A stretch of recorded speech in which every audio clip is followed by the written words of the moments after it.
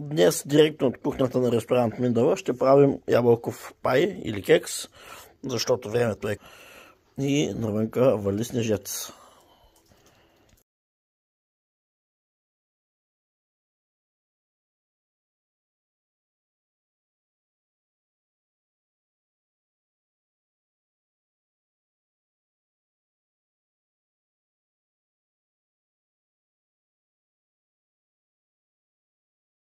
За кекса са ни нужни 4 яйца, бак пулвер, ванилия, брашно 2 чаши, 1 чаша захар, малко олио, миксер, купа и ябълки, които предварително сме обелили и нарязали на купчета.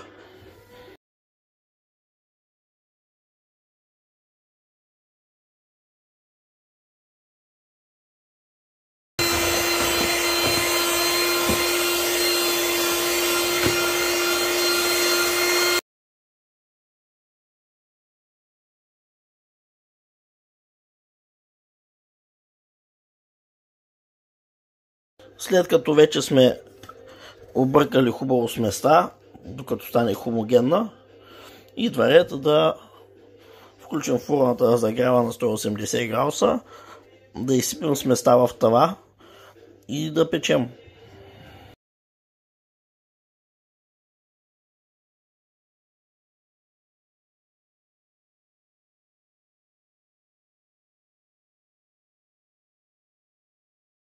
Дойде времето да сложим нашия кекс да се пече в фурната.